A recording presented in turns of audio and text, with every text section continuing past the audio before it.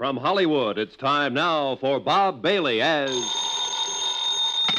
Johnny Dollar. This is Dulles Martin. Lieutenant Martin? Yeah, that's right. I got a message you called while I was out and left this number. Yeah. I want to talk to you about the McCormack case, Lieutenant. McCormack? $100,000 burglary out on Long Island back in 1951. I was the officer in charge. Who are you? Insurance investigator. I got a tip that an ex-convict named Joe Panny might have pulled it. I'm at Panny's hotel. Well, let me know how you make out. Say, listen, his room's been torn apart. Every inch of it's been searched. And when I came here tonight, I got socked by a woman with a gun. Give me that address.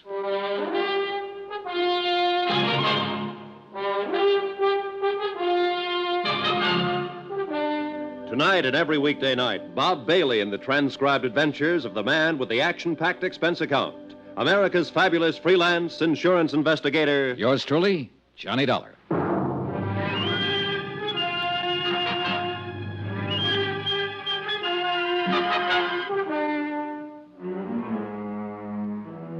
Expense account submitted by Special Investigator Johnny Dollar to the Allied Casualty and Insurance Company Limited, Markham Building, Hartford, Connecticut. The following is an accounting of expenditures during my investigation of the McCormack matter. Expense account, item 7, $2, 2 drinks. For myself and Lieutenant Dulles Martin, NYPD. A big, swarthy man who seemed to know what he was about. Martin looked over the damage done by the unknown ransacker of Joe Panny's room, questioned the clerk, who was unable to furnish any helpful information. Then, because Joe Panny was officially a parole violator, ordered a general pickup. They should be able to get our hands on him pretty soon, Dollar. I hope it's that easy, Lieutenant. Any reason why it shouldn't be fairly routine? No, just a feeling, I guess. I don't know. This whole matter's been flimsy. The tip was weak, but it seems to be paying off. Nothing fits, though. I don't quite get all this, Dollar. How'd you come in on this? Old Mike Cairn died up at Sing Sing 2 days ago. Before he went, he told me he believed Joe Panny might have pulled the McCormack burglary. It didn't seem likely then, Panny being a small-time auto thief and whatnot. But now it does, in view of what's been happening lately. Somebody sure wants something Panny might have, judging from that room. I never saw one taken apart better. An expert search job. Yeah. Hey, Lieutenant, when you picked Joe Panny up, I'd like to be in on it.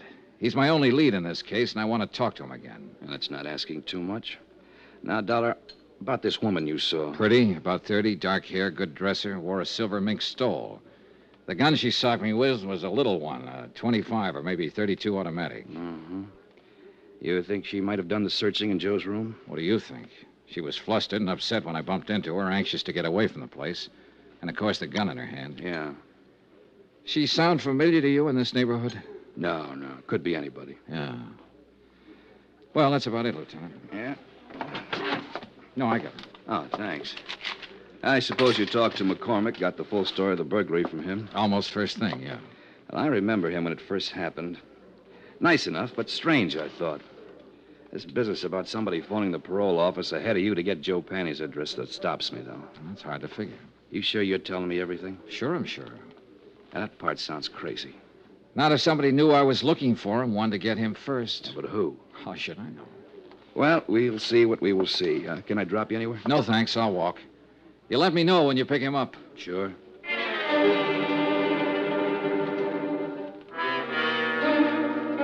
2 days passed, and I didn't hear from Lieutenant Martin. I finally phoned in, and a supplementary had turned up, no leads.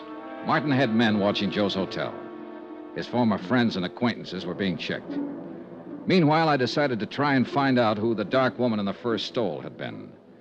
It seemed pretty obvious that she had just come from Joe's room, that she knew him or was connected with him in some way. So once more, I combed over Joe Panny's file at headquarters, this time looking for a woman's name. The only one mentioned was an ex-wife who had divorced him 6 years before. Her name was Iris Carter.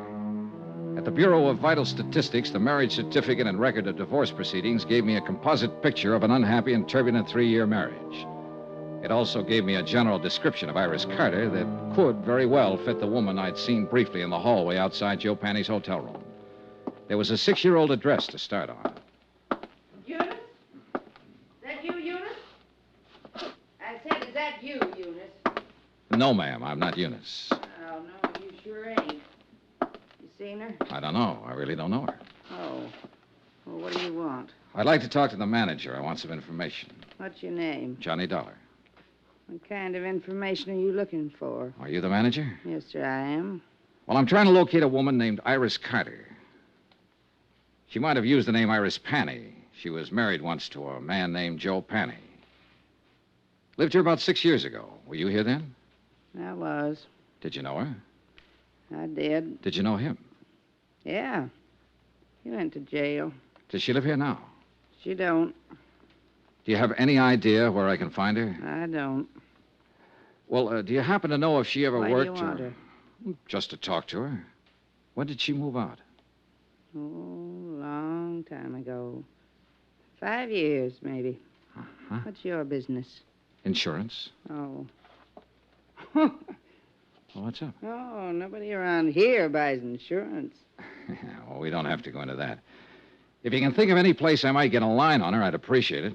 It seems to me she worked at a bookstore down the street. Down what street? Out there. Block or two down that way. I think she worked there. I don't know. You can try. Thank you, I will. My, you polite. You tip your hat. Say, tell me, do you remember what she looked like? Sort of. Yeah. Well? Oh, about as tall as I am. Nice. Pretty girl. Blonde or brunette? Dark hair. Almost black. Know any of her friends when she lived here? No. No, I couldn't tell you that. Why? Oh, I might look up one of them and ask her about her, that's all. You ask at that bookstore. I think she worked there.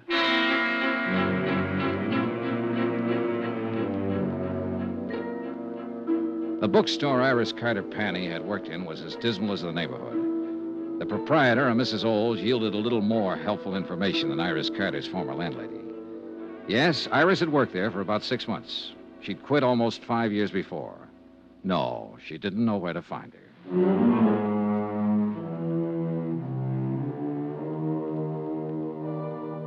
Expense account, item 8, $1.02 lunch. I had it in a neighborhood diner called the Showboat, a place where Mrs. Olds said Iris Carter had frequently eaten. The restaurant manager remembered Iris vaguely. She also remembered Iris's boyfriend. I asked for a description. She did better than that. She gave me his name, occupation, and address. An old rehearsal hall 2 blocks away.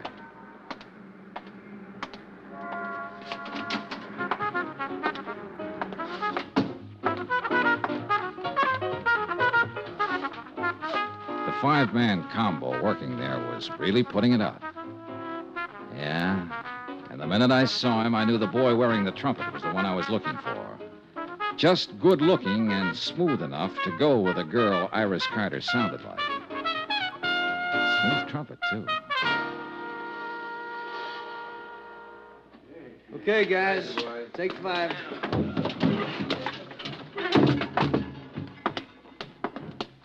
I'm looking for Jack Lang. You found him. I'm Johnny Dollar. Could we talk a minute? That's about all I got, Mr. Dollar. Want to smoke? No, thanks. Oh, man.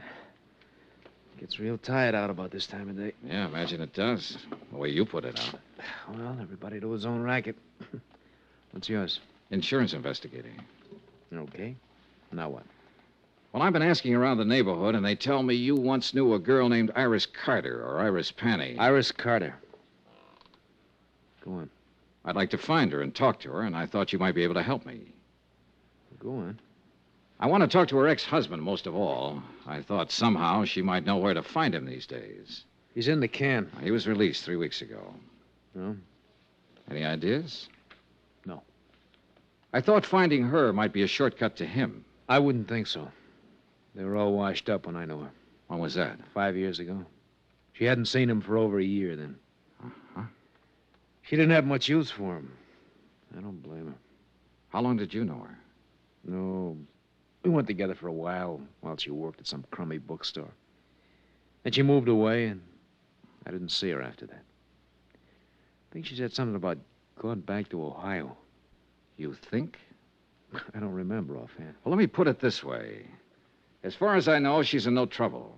The one we want is her ex-husband. You'd be helping a lot if you could tell me where to find her. I don't know. I honestly don't know, and I sure wish I did. I'd like to find her myself. Why?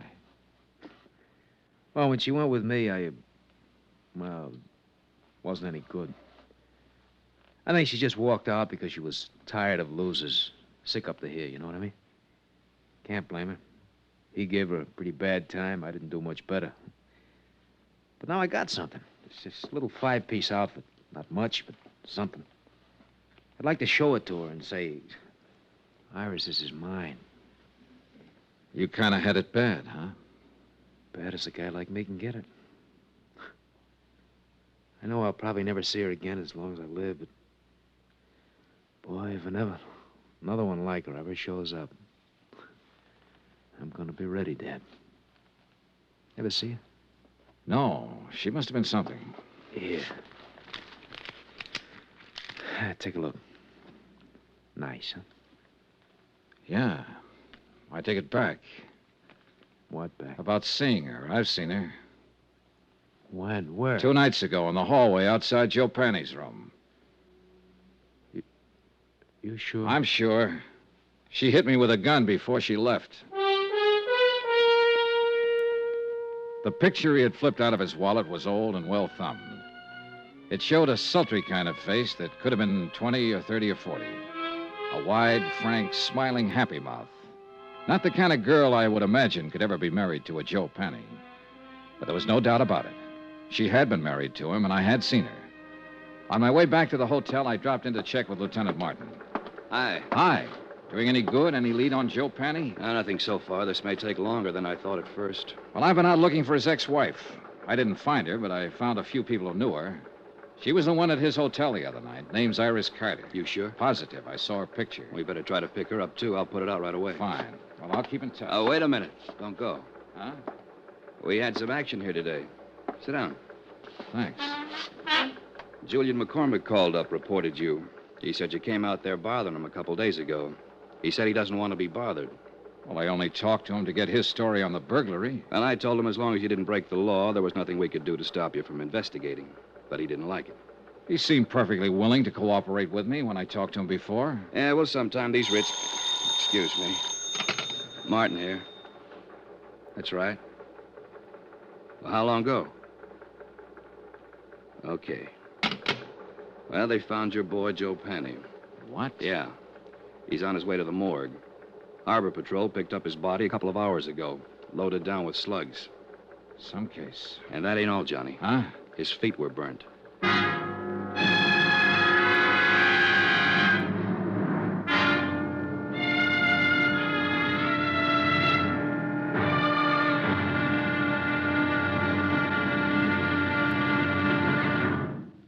Now, here's our star, Bob Bailey, to tell you about tomorrow's episode. Thanks. Tomorrow, a phase of this case that ought to be called the Talking Corpse. For believe me, this one said plenty. Join us, won't you? Yours truly, Johnny Dollar.